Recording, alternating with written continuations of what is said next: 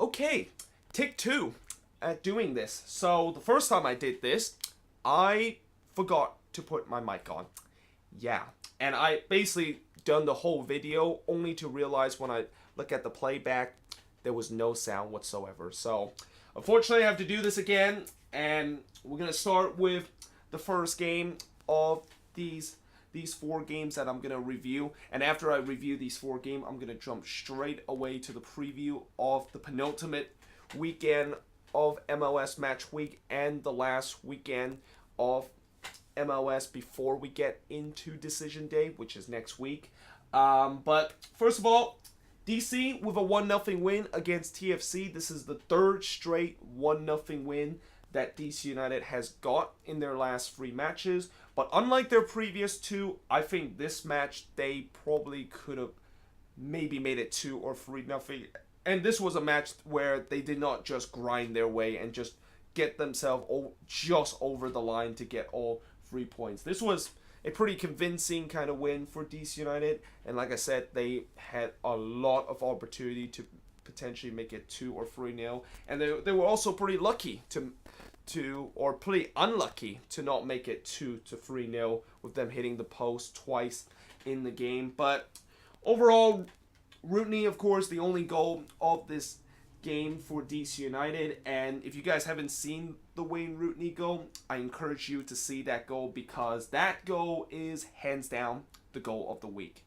I mean, that goal that Wayne Rooney has scored was just classic Wayne Rooney, of him just scoring a free kick from 40 yards out and just bend that one into the back of the net. I mean, that is what Wayne Rooney is, and that's how he was when he was in his prime back in the mid-2000s. And, you know, Wayne Rooney, I mean, there's really not much I have to say about him that I haven't said before. He has just single-handedly not only just carried this team, but has made this team much better. I mean, you look at the big goals that he has scored so far this season. You also have to look at the fact that he also have made a couple of players much better than what it was. I mean, guys like Lucho Acosta, who was struggling in the first half of the season. In the second half of the season, he basically now started to not only score goals, but now become the assist king of MLS. And it's the same thing with Paul Arriola. Struggling in the first half of the season, second half of the season, he started to score goals and make some assists. And that is all because Wayne Rooney is just making them much better. And that leadership that he has with this team, you know, at the end of the season, I think when DC United does make the playoffs, and whatever happened for DC United at the end of the season, they will all, one thing for sure that we will all agree is that Wayne Rooney was one of the big reason why this team got over the line. Because if Wayne Rooney was not on this team, I can for sure tell you that DC United will not make the playoffs this season. So certainly what an incredible achievement he has done with this team, and just prove everybody wrong, and kind of including myself too. I mean, I thought when Wayne Rooney arrived at DC United, I thought it was probably not going to work out, because I think that, you know, signing him in a kind of big contract and just signing him as a DP kind of player, you know, I don't know. I mean, I don't know if he still have enough in the tank. Oh yeah, he definitely still have enough in the tank, and he is just proving it in the second half of the season. And if he does come in the beginning of the season and do what he has done with this team since the beginning of the season, then you could say that he could be right up there in terms of the conversation of winning MVP this year. So with that, DC United is now just one win away from clinching the playoffs, and their next game is against NYCFC at home, and I expect them to win that game because NYCFC is not doing very well. And if you're a Montreal Impact fan, then you are just biting your nails right now, because this is not looking good for you. Seeing how DC United is just completely steamrolling most of the team right now in the league, and just pretty much about to clinch the playoff spot and get Montreal, who was leading in that playoff hunt kind of race for majority of season. Now they're about to lose it with DC United winning next week. But moving on in the next match. So, Orlando City, good news. You finally scored a goal. After 500 plus minutes and going over a month without scoring a goal, Dom Dwyer finally end you guys' misery kind of dwell in the 51st minute. And albeit it a goal that I probably and pretty much everybody agrees that it should have not counted. I mean, in the development of this play, Scott Sutter, who made the assist to Dom Dwyer and played the ball into the middle that Dom Dwyer was able to head it in. Yeah, unfortunately, Scott Sutter was offside. I mean, when the ball was played toward him, he was clearly offside. You can even see it on the replay. And he wasn't even close, too. He was like 4 or 5 yards offside. And I don't know how in the world the linesman did not raise his flag. And I also don't know how in the world this was not even viewed on VAR, and the fact that it wasn't even checked, too. I mean, this is going to be another reason for all those VAR kind of haters and all those people that do not want VAR to be in MLS because VAR suck. This is going to be another evidence. But I guess maybe the fact that since Orlando City hasn't scored in over 500 minutes, I guess the league just decided to give them the benefit of the doubt that, you know, they're just going to finally break their goal drought here. But unfortunately, that is pretty much the only benefit of doubt that Orlando City will get throughout this game, because the Sounders, of course, still won this game 2-1. Victor Rodriguez and Bawana with the 2 goals in the first 15 minutes. And, you know, the Sounders, they did not play very good in this match. They kind of really grind out a victory in this match and kind of just a smash and grab 3 points from them. But, you know, when you don't have not Victor Rodriguez, but Raul Ruidiaz and also Nicolas Odero on this team, yeah, that of course can happen where they don't play very well, because both of those players are key players for this team. And, you know, as long as they get the 3 points, and also with this 3 points, they have now clinched a playoff spot. And that is the 10th season in a row that Seattle has now made it to the playoffs. And I know for the last 3 seasons, they've been kind of acquiring this kind of bullshit kind of black magic that they have in the second half of the season, where they just, for whatever reason, decide to wake up in the second half of the season and just go on a crazy run to try to make sure they make it to the playoffs. It's still pretty impressive how the Sounders have always find a way to make the playoffs, despite how bad things got in the first half of the season. And I really think that whoever faced the Sounders in the playoffs has to be very scared, because this is probably the last team you want to face in the playoffs, considering all the experience and just all the kind of pressure situation that the Sounders has gone through in their past. And, you know, they will always find a way to move on into the next round and go deep into the playoffs. So, yeah, if you're going to be playing against the Sounders in the knockout round, yeah, good luck, because you really need it. But moving on to a team that probably is not going to make the playoffs. Vancouver, they lost 4-1 against Sporting KC in a game that they have to win, because this was supposed to be the game in hand with the 2 other teams that they're fighting for the last spot in the playoffs, which is Vancouver, or not Vancouver, but LA and also RSL. They lost this game in hand. And because they lost this game in hand, they're still 3 points behind RSL, still 2 behind the Galaxy, and with them have to face LAFC and Portland in their last 2 games.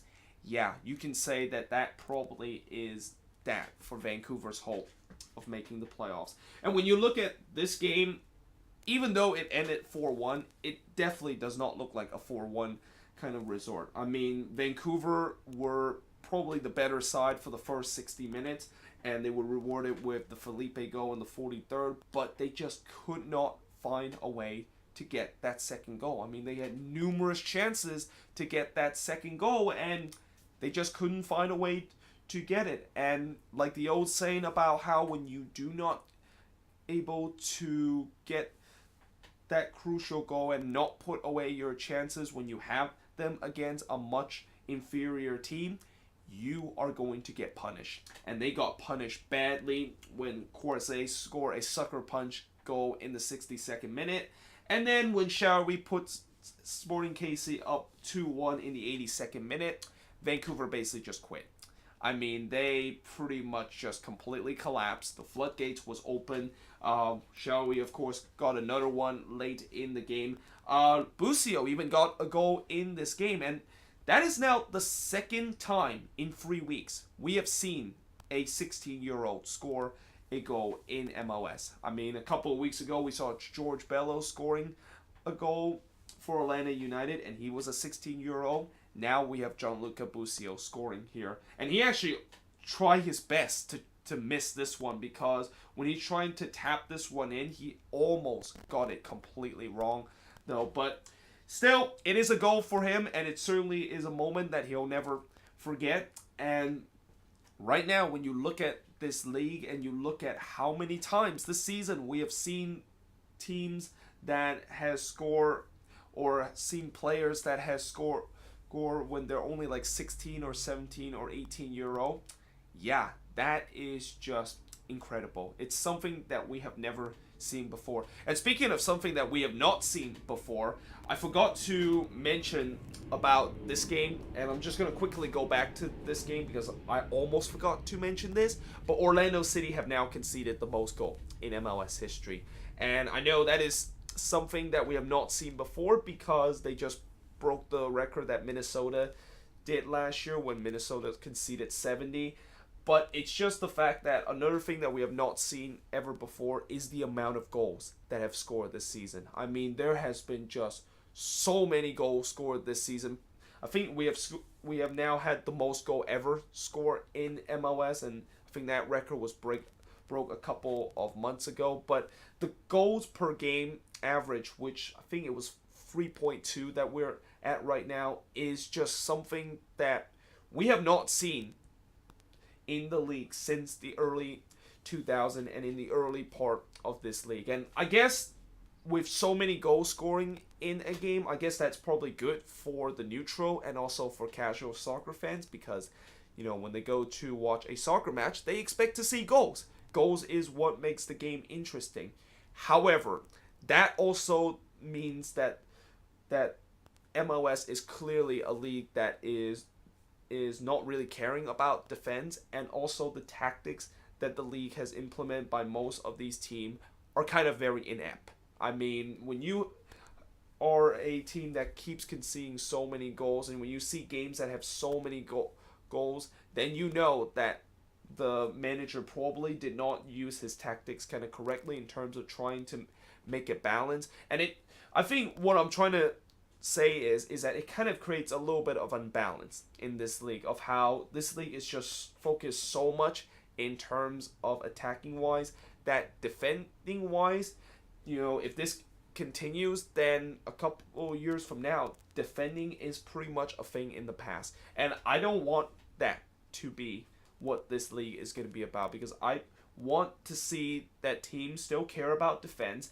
And like the old saying, defending is a work of art, and I just don't want to see that work of art abandoning in MLS. And another thing that some other people have also mentioned before is that even though if a game ends up in a 0-0 draw, sometimes that 0-0 draw could be just as exciting as a game that ended in a 4-3 kind of thriller. So yeah, let's just hope that, you know, I don't wish that the league will go into a little bit of a decline in the upcoming years in terms of the goals per games, as I'm trying to trying to hope the league will be with all the thing that I just said. But it's just that I want to see some balance in this league. I want to see that there's going to be good teams that have good defense, able to shut down those defense. Teams like, you know, Sporting KC is an example of that, or Seattle is an example of having a very good defense and shutting down those high power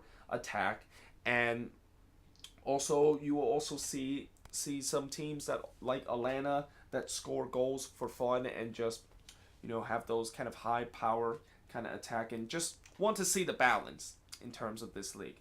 But moving on back to this game, as I kind of got off track in terms of that, you know, like I said, with this league of how so many young players have scored in this season, it's pretty clear that this league is moving toward developing young players, and when they do develop, they will of course be sold to bigger club. And we started to have seen that a couple of times with Vancouver, for example, with Alphonso Davies moving on into Europe, and he was part of this team for a couple of seasons. So yeah, either way, moving on into the next match, and RSL with a 4-1 win against New England, and this is probably a game-saving win for RSL, or not game-saving win, but a season-saving win for RSL, because they have to win this game. I said it back in the preview how this is the biggest game for RSL this season, because if they lose this game, then I can say that they can be unofficially out of the playoffs, because of the fact that they're now in just even a stickier situation, with them only leading potentially 1 point above the Galaxy heading into the final 2 weeks. And keep in mind, RSL is the only team that does not have a game on decision day. This is a game that they just have to win. And the next game that they play is against the Timbers, and that is the same team that beat them 4-1 at home, and that game is at Providence Park. And knowing how RSL throughout the season of them just not doing very well on the road, yeah, that looked like it was potentially going to be another loss, and a loss that would definitely end the season for them. But for RSL, they were able to get a win in this game, and at least they are kind of in a situation that is a little bit better than they were last week. Nick Beasler, Salcedo, Bear, and Krylak with the 4 goals that scored for RSL. Kellen Rowe with the consolation goal in this game. And, you know, with this win, now they are 4 points above the Galaxy, and they would definitely now have some momentum heading into that Portland game, although I still think that they'll probably lose that game against the Timbers, because the Timbers, now they kind of still have something to fight for, considering the fact that they have a chance to clinch playoffs in the next game. So yeah, I mean, right now when you look at RSL situation, you know, if you win against Portland, then that is going to be the best case scenario, because now they would, if they win against the Timbers, they will actually overtake the Timbers, since Portland is only 2 points ahead of RSL, albeit Portland does have a game in hand over RSL, but they will overtake them heading into decision day, and they will be putting themselves in a very good spot to potentially make it to the playoffs. And, you know, they will also have to hope that the Galaxy would somehow drop points in the final 2 matches. And the Galaxy does have a very easy stretch heading into the last 2 games. I mean, against Minnesota and Houston, 2 teams that you would think that they should easily beat, which is why RSL is in a situation where they just have to hope that the Galaxy does drop some points in those games and that they can make the playoffs. But a team that is not making the playoffs is New England, who, you know, in this game, it's proved that they pretty much are like the Dynamo, which is when they got eliminated from the playoffs, they pretty much just gave up, and the players are more looking forward to the off-season and looking forward to the golf course than actually thinking about playing the remaining part of the season that they have, or the remaining part of the games that they have left in the season.